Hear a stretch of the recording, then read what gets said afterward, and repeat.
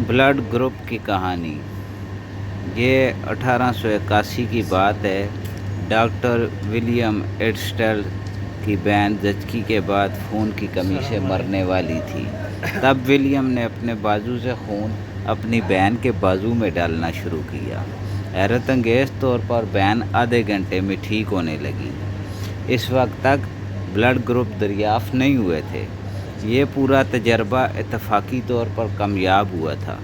वो बहुत खुशकिस्मत थे। इससे पहले 1667 में डॉन बैप्टिस्ट ने अपने मरीज़ को भेड़ का खून लगाया, जिससे वो बेहतर हो गया।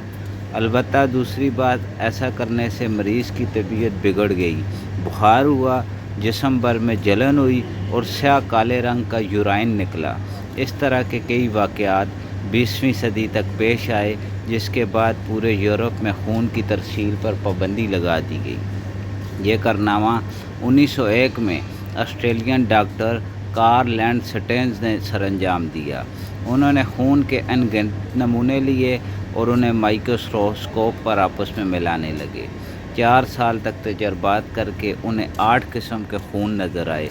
उन्होंने देखा कि हर इंसान में किसी एक किस्म का खून होता है जो पैदाइश से मौत तक यकसां रहता है। एक ही किस्म के खून को आपस में मिलाया जाए तो नॉर्मल रहते हैं, लेकिन अगर मुख्तलिफ को मिलाया जाए तो लोथड़े की शक्ल अख्तियार कर लेते हैं। उन्होंने इन 8 अक़साम को ए बी और ओ पॉजिटिव में तकसीम किया और उनके नेगेटिव और पॉजिटिव की तफहीम की। इसके 10 साल तक ये बात अमेरिका और यूरोप में फैल गई और तरीक़ाकार ये होता था कि हर मरीज़ और डोनर दोनों के सैंपल लेकर माइक्रोस्कोप पर चेक किया जाता। अगर वो लोथड़ा बनता तो दूसरा डोनर चेक किया जाता और ये पूरी तरतीब दोहराई जाती। खून हमेशा डायरेक्ट डोनर से मरीज़ को लगाया जाता। स्क्रीनिंग और दीगर हेपाटाइटिस टेस्ट किसी के वहम गुमान में भी नहीं थे। इस तरीके में वक्त बहुत लगता था, लेकिन हज़ारों लोगों की जान बचाई गई। अब तक खून की पैकिंग और तसील का कोई निज़ाम न था, क्योंकि जिस्म से निकल कर खुली हवा में खून फ़ौरन जम जाता। इसके बाद खून को महफूज करने के लिए तजर्बात शुरू हुए। आखिरकार 1914 में ये मालूम किया गया कि अगर सोडियम सल्ट्राइड खून में मिलाया जाए तो इसे बाद के लिए बोतल में महफूज किया जा सकता है। याद रहे कि कोका कोला 1892 से बोतलों में भरा जा रहा था। सोडियम सल्ट्राइड के बाद खून को बड़ी तादाद में स्टोर किया जाना मुमकिन हो गया था।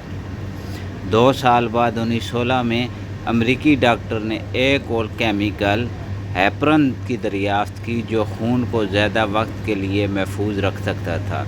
ये केमिकल आज तक इस्तेमाल हो रहा है। इस नए तरीके ने पहली जंग अज़ीम के ज़ख्मियों को बचाने में बहुत बड़ा किरदार अदा किया।